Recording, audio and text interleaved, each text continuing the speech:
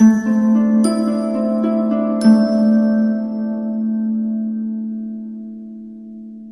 a todos, un viernes más, bienvenidos al canal de Marketing Online para Escritores. Yo soy Ana González Duque, escritora de literatura juvenil y novela romántica, y hoy tenemos con nosotros a alguien muy especial. Pero antes de empezar con esa persona, quiero deciros que mañana tenemos una masterclass de marketing para escritores en Instagram, una masterclass de 2 horas en la que aún quedan unas poquitas plazas y si te interesa, corre porque hoy es el último día para apuntarse. De hecho, esta tarde a las 8 de la noche cerraré, queden plazas o no queden plazas, porque hay que enviarles un correo a la gente que se ha apuntado con el enlace a Zoom.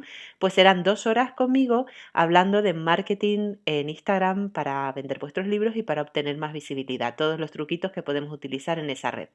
Así que si os interesa, pues os dejo aquí el enlace en las notas del programa. Roberto Santiago es una persona ampliamente reconocida dentro del mundo de la literatura, no solamente de la literatura infantil y juvenil, que es a lo que se dedica últimamente, sino también de la literatura adulto. Su novela Ana ha pasado a ser una serie de televisión muy reconocida, con Maribel Verdú en el papel protagonista, Ana Tramel, que supongo que la conoceréis. Pero Roberto tiene mucha chicha detrás y es mejor que os la cuente él mismo. Hola Roberto, bienvenido al Escritor Emprendedor. Hola, ¿qué tal, Ana? Pues aquí encantado, encantado de saludarte, de saludar a todos y de compartir este ratito. Yo tengo la mala costumbre, que es muy mala, pero es muy práctica, de pedirle al invitado que se presente él mismo. Así que, ¿quién es Roberto Santiago? Bueno, pues esta pregunta es más difícil de lo que parece a primera vista. Sí. Roberto Santiago es, bueno, pues ante todo alguien que tiene mucha suerte porque lleva más de 30 años contando historias, ganándose la vida con lo que más le gusta en el mundo, que es contar historias, ya sea en forma de novela, de guiones de cine, de guiones de televisión, de obras de teatro, y que, bueno, pues ha publicado más de 50 novelas, un montón de obras de teatro, de películas, y que mientras le dejen va a seguir contando muchas historias. Por eso te quería yo traer al podcast, porque eres la persona completa, o sea, la experiencia completa del libro. El libro convertido en todos los formatos, porque tú empezaste como, bueno, estudiaste imagen y sonido, y yo me acuerdo de ti, o sea, la primera vez que fui consciente de que Roberto Santiago existía fue por el penalti más largo del mundo. El penalti más largo del mundo fue mi segunda película como guionista y director en el año 2005 y sí, fue un gran éxito, la verdad, no solo en España, sino lejos de aquí. Y fíjate, Ana, que las historias más locales a veces luego se convierten precisamente en las más universales, ¿no? Y El penalti más largo del mundo es una película que hicimos en Carabanchel, una película muy de barrio, muy local, y que luego esa comedia y ese retrato del barrio pues conectó con muchísima gente de muchísimos países. Además es eso, que has hecho cine, has hecho teatro, luego has triunfado a lo grande dentro de la literatura infantil con los futbolísimos. ¿Cuántos futbolísimos tienes todavía en la cabeza? Porque es una colección inmensa. Yo todavía tengo muchas historias de los futbolísimos para contar, tengo pero muchas. ¿Hasta cuándo seguirán los futbolísimos? Pues mira, no tengo ni idea. Depende de que los lectores les siga interesando. Yo, por mí, te digo que todavía quedan muchas. Ahora, justo está a punto de salir Futbolísimos 20. Cuando empecé, evidentemente no me podía imaginar que fuera a haber 20 novelas de los futbolísimos. Y ahora mismo, si me lo preguntas hoy en día, no tengo ni la más remota idea si llegaremos a hasta 25, 30, 100, quién sabe. Yo sigo, cada vez que me pongo a escribir un libro nuevo de futbolísimos, sigo teniendo la sensación de que aún me quedan muchas cosas por contar. Supongo que un día eso ya no estará ahí. Un día me pondré y diré, ya está, ya he contado todo lo que tenía que contar. Pero creo que estoy lejos de eso todavía. ¿Tú piensas que tu formación como guionista te ha ayudado en la parte de novelista o cómo combinas eso? Porque es verdad que tus libros enganchan mucho. Bueno, yo me leí Ana en su momento y es como, ¡oh!, te meten ahí de golpe en la novela. Bueno, a ver, evidentemente sí, hay mucha gente que me dice, ¿no?, que en mis novelas se nota mucho un estilo, por un lado, muy cinematográfico, muy visual, con muchos giros, con capítulos que a veces parecen secuencias. Supongo que sí, no es algo consciente. Yo, antes de empezar a escribir cine, yo ya, te hablo de una manera totalmente amateur, escribía mis relatos en casa y yo quería ser escritor. Yo, ante todo, quería ser escritor. Y es verdad que desde pequeño, pues, tanto la literatura como el cine estaban muy presentes en mi casa, gracias a mis padres. Y bueno, pues luego dio la circunstancia de que tuve la suerte de que mi primer trabajo para el que me contrataron fue de guionista, no de escritor de novelas, sino de guionista. Y como lo fui compaginando mi trabajo profesional con los estudios, pues mira, mientras estudiaba en la Escuela de Letras, que tuve ahí a Juan José Millás, a Rosa Montero, bueno, a grandísimos escritores como profesores, al mismo tiempo yo me ganaba la vida en televisión española escribiendo sketches de humor para programas de humor. Así que sí, estoy seguro de que mi formación como guionista ha influido en mi estilo como escritor de novelas, de la misma manera que creo que mi formación como escritor de novelas también ha influido a la hora de escribir los muchos guiones. ¿Cómo te organizas tú para trabajar en un proyecto? O sea, en un proyecto me refiero a una novela.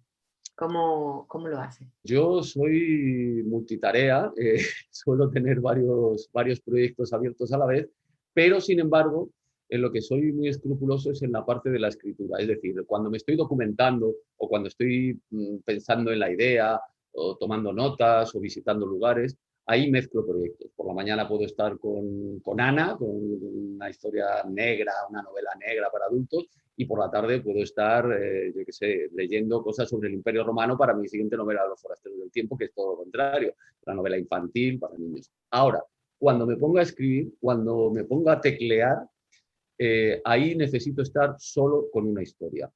Y necesito estar muy concentrado y no te hablo de unas horas o un día, necesito semanas o meses, depende de la historia, depende de la novela, solo escribiendo esa novela. Y el tiempo ya que dure esa fase de la escritura, bueno, pues es que depende. Ahora ya, por ejemplo, las novelas de los futbolísimos, claro, las escribo mucho más rápido. En 3 meses aproximadamente las escribo. Ana, por ejemplo, que es claro, es un ejemplo peligroso porque son casi 900 páginas. Me llevó muchísimo trabajo de documentación y luego de escritura fue como un año y medio. Claro, además está muy bien hilado todo y supongo que cuadrar todo eso, luego la parte de corrección. Tiene su lógica el tema de que tengas que centrarte en un solo proyecto, porque también los tonos son distintos. O sea, si Sí. el tono de los futbolísimos no es evidentemente el de Ana, ni será el tono para un guión de cine o de teatro, ¿no? Claro, los tonos son muy diferentes, aunque yo siempre digo que en el fondo, vamos a decir que lo que es el mecanismo de contar una historia, atrapar al lector, es el mismo. Aunque los formatos, los géneros y los tonos sean distintos, hay algo en contar una historia, hay algo que yo siempre lo digo, ¿no? A mí me encanta hablar con otros compañeros y compañeras que tienen esa cosa de contar historias, de contadores de historias. En el fondo es lo mismo. Fíjate que estaba pensando, según te hablaba, que Ana, aquí tengo la Ana original de sus 863 páginas, hay gente que se sorprende cuando le dice que yo para escribir una novela como esta y cualquier otra novela de las 50 que he escrito, no me hago ningún esquema previo, no me hago ninguna escaleta previa. Hago mucho trabajo de documentación, pero luego una vez que empiezo, no tengo ni idea, te lo prometo, de lo que va a ocurrir más adelante en la novela. Y para una novela de investigación como es Ana, eso tiene muchos riesgos, claro, porque puede llegar un momento en el que digas, ¿y ahora por dónde voy? Así me enseñó a escribir una persona a la que yo le reconozco por ser uno de los maestros que más me ha influido, que es Millás. Millás Ujú. me lo explicaba en clase, yo era el típico alumno disco, lo que le ponía en duda, yo le decía, es imposible que la soledad era esto, o el desorden de tu nombre lo hayas escrito así, no me lo creo. Y al final, después de 3 años de ser su alumno, descubrí que sí, que no solo era verdad, sino que escribir de esa manera consigue que tú como escritor de verdad quieras saber lo que va a pasar a continuación. Tengas ya no las ganas, la necesidad de saberlo y entonces consigues que luego el lector le pase lo mismo que a ti. Y luego, claro, pues hay que tener mucho trabajo, supongo que mucho oficio y también algo de talento, ¿no? Para conseguirlo, pero escribo así todas mis novelas. Y muchas horas de corrección después, ¿no? También, Ah, bueno, porque eso sí, sin duda. Igual que te digo que no me hago previo ningún esquema que no me gusta tenerlo, luego reescribo muchísimo. Yo creo que la reescritura es tan importante o más que la escritura, sin duda. César Mallorquí siempre dice que los escritores de Brújula en realidad tienen el mapa en la cabeza. Bueno, sí, cierto. César, que es muy, muy sabio y al que yo admiro, y sí, tiene toda la razón. Evidentemente no vas a ciegas, lo que vas es descubriendo cosas que te hacen cambiar todo el tiempo eso que tú tienes en la cabeza. Y sí, con brújula tú sabes que vas hacia algún sitio. Yo a veces soy mucho de imágenes en Ana, sin hacer spoiler para el que no lo haya leído, pero hay una escena en la bañera de la protagonista muy importante en la parte casi final de la historia, que yo esa escena la tenía en la cabeza. Sabía que tenía que llegar a esa escena, lo que no sabía era cómo iba a llegar, pero sabía que tenía que llegar. Igual que eso, cosas mucho más importantes, ya no imágenes, sino cosas que tú quieres contar, evidentemente, ¿no? Claro. Claro. Las bases de documentación, por ejemplo, de Ana, que te llevó muchísimo, muchísimo tiempo, la tienes como en la cabeza, vas leyendo, tal, no sé cuánto, y mientras vas compaginándolo, me imagino, con otro tipo de proyectos. Sí, completamente. Ana es un caso peculiar porque el trabajo de documentación de Ana tenía dos vertientes, la vertiente del mundo del juego y la vertiente judicial. Yo no soy abogado, estuve a punto de serlo porque estaba ya matriculado para estudiar Derecho, pero no lo estudié. Así que tenía que Menos documentar. mal. Y luego me di cuenta a tiempo de que en realidad yo no quería estudiar Derecho, que a mí lo que me gustaba era escribir historias de abogados, no ser abogado. Y he tardado aún así en escribir mi primera historia de abogados. Bueno, el caso es que sí, claro, por ejemplo, en toda la parte del juego ya no es leer.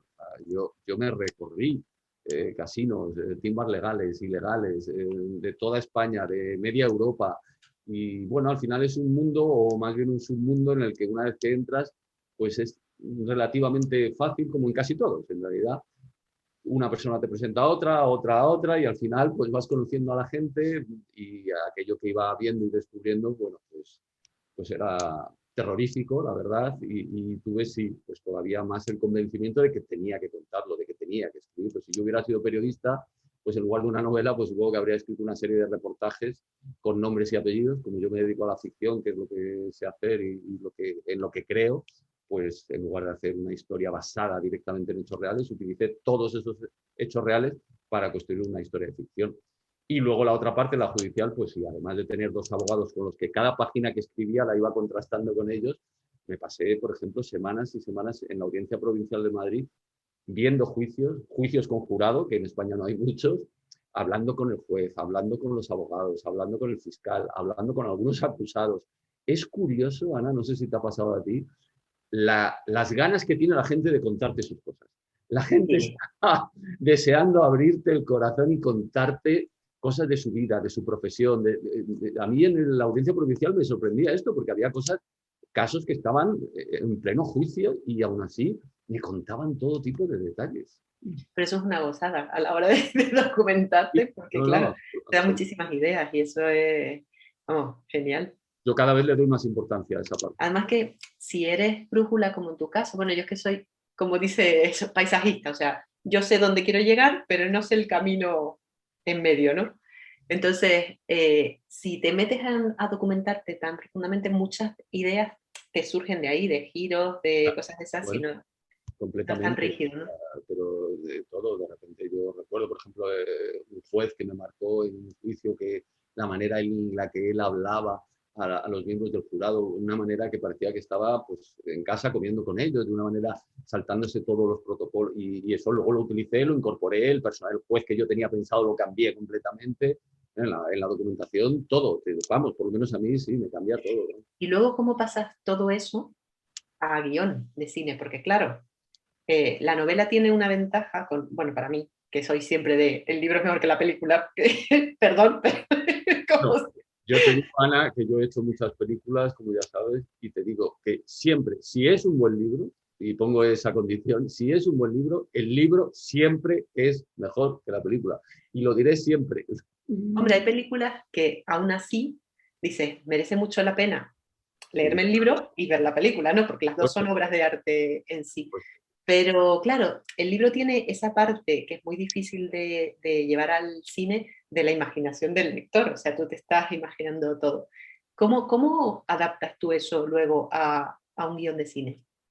bueno, yo pienso que que en realidad una novela es una obra, evidentemente, en sí misma, es una obra, es un principio, un fin y tiene todo el sentido. Un guión de cine o de televisión, me da igual, un guión es solo una herramienta, es un instrumento para que luego un montón de gente, técnicos, actores, productores, el director, quien sea, un montón de gente coja ese instrumento y lo convierta en el fin, que es la obra audiovisual, ya sea la película o la serie.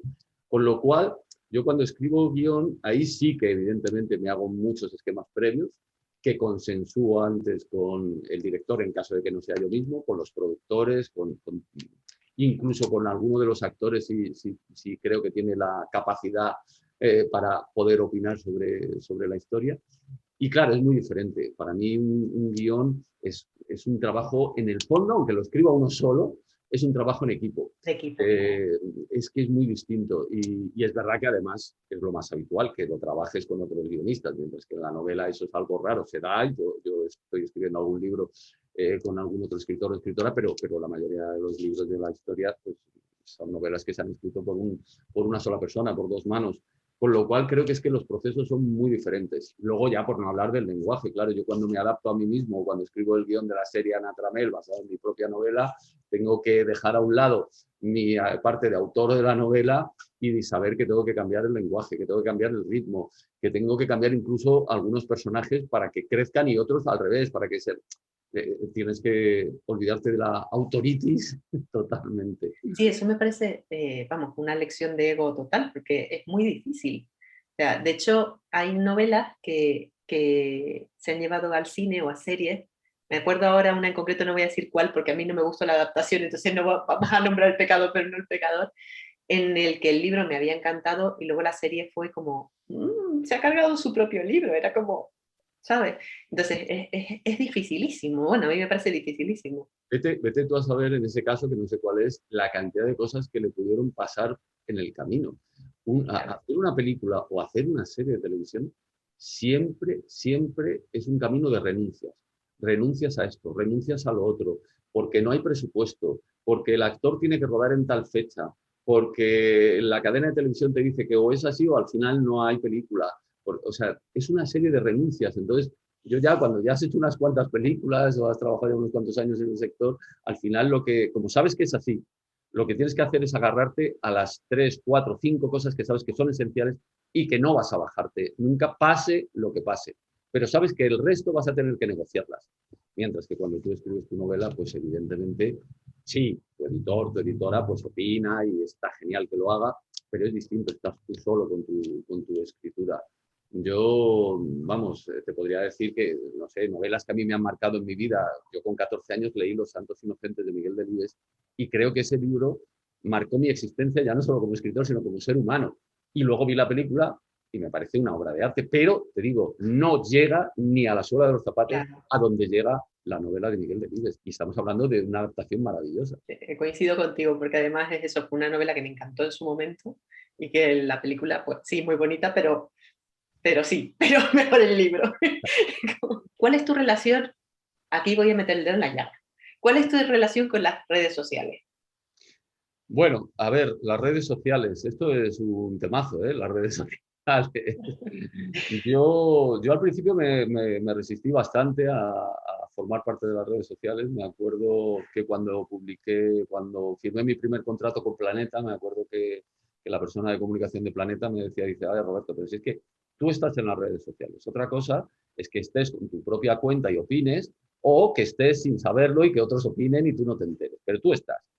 Y bueno, ahí eso me hizo un clic y dije, bueno, venga, vamos para allá. Y al principio es verdad que solo lo usaba para promocionar mis obras, claramente, te lo digo, única y exclusivamente porque me daba la sensación que si no tenía que dedicarle mucho tiempo, tenía que tener como otra vida para dedicarle a las redes.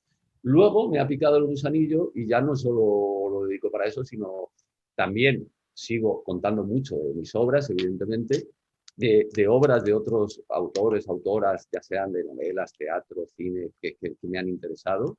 Yo no soy crítico, entonces como yo no soy crítico de cine ni de literatura, si algo no me interesa, pues no lo pongo en las redes. Porque Claro. yo pongo las cosas que me interesan, que son muchas. Y luego también, pues ya he terminado de dar el siguiente paso, que es meterme en cosas más personales. en opinar, sobre todo en Twitter, ¿no? Pues ahora, por ejemplo, acabamos de vivir la polémica de Carmen Mola, tal. Bueno, pues al final, yo que pensaba que jamás opinaría en esto en las redes sociales, que lo guardaría para mi entorno más cercano, al final sí, he entrado y opino y doy mi papel y hasta me divierto. Siempre que te encuentras algún zopenco que ¿no? en las redes, en Twitter especialmente, diría yo, que no tiene respeto a las opiniones de los demás, pero en general yo hasta ahora me he encontrado, bueno, pues cómodo en ese sentido y bueno, pues me lo paso mejor de lo que yo creía, la A verdad. mí me hizo gracia porque cuando salió lo de Carmen Mola dije, ostras, si he tenido en el podcast a Carmen Mola sin saberlo. Fue como, ¡hola! Mira qué bien, porque estuvo aquí Agustín Martínez y me hizo mucha gracia. Sin saberlo, sin saberlo. Sí. Yo siempre le pregunto a todo el invitado que pasa por aquí, así en plan criminal, un libro para escritores. Entonces, ¿qué libro para escritores recomiendas tú? Bueno, libros para escritores, evidentemente hay muchísimos, hay infinidad, hay manuales, hay historias de ficción que como escritor yo, fíjate que a los niños, yo tengo muchos encuentros con los niños, con los jóvenes lectores y siempre les digo que cada escritor, cada escritora es un mundo, pero que todos tenemos en común una cosa, sin la cual es imprescindible, es que hemos leído muchísimo. Todo, da igual, de cualquier época. Bueno, yo, cuando me preguntas eso, me viene a la cabeza dos libros del mismo autor, en este caso, me vas a perdonar, que es Stephen King. Por un lado, una obra de ficción, que es Misery, que para mí es una de las mejores novelas jamás escritas sobre lo que significa el hecho de escribir. Ese secuestro a ese escritor que quiere matar a su personaje porque ya no quiere seguir escribiendo sobre él y esa afán que le obliga a seguir escribiendo, ¿no? Es la pesadilla de cualquier escritor que haya tenido éxito. Y sobre todo, cómo te vas dando cuenta de esto de que uno escribe en realidad, escriba lo que escriba, escribas bestseller, escribas obras aparentemente muy literarias, uno escribe de verdad lo que puede escribir y lo que sabe escribir. No existen las fórmulas, es que no es verdad. Uno escribe, escribir es un hecho tan íntimo y para mí eso, Misery, de Stephen King, lo cuenta casi mejor que ningún libro. Y luego ya más, no manual, pero sí un diario, también el diario de Stephen King mientras escribo. Mientras escribo, Eh, sí. claro que este es más obviamente un libro para escritores, digamos. Pero Eh, fíjate, yo pienso que es un libro para escritores a los que le gusta Stephen King, porque bueno, es un yo, libro realmente, es su forma o sea, es un libro muy íntimo, ¿no? Es muy claro, pero su forma de escribir y cómo su vida le ha ido marcando. a mí siempre son los libros sobre la escritura que más me interesan, Sí, que son muy personales, que no intentan dar consejos generales. No, no, él te cuenta cómo escribe él, lo que le ha pasado a él, su vida y que al final su vida y sus novelas es lo mismo. Yo es que creo que es eso. sí. Entonces, a mí siempre son los libros que más me interesan y como Stephen King es uno de mis autores de referencia. El otro día alguien preguntaba en Twitter, ¿has contado de qué autor tienes más libros en tu casa? Y yo me quedé así, dije, así, y me puse a contarlo y descubrí que era de Stephen King, al cual Yo, yo tiene creo que la novelas. autora que más libros tengo, fíjate qué curioso, es Agatha Christie, Agatha Christie, claro. porque me Yo lo compraba. pensé también, dije, lo mismo es Agatha Christie. No, pues yo es que me compraba cuando terminaba, tenía una librería debajo de mi casa y cada vez que terminaba un examen de la carrera me compraba un libro. Entonces me he dado cuenta de la cantidad enorme de exámenes que hice en la carrera.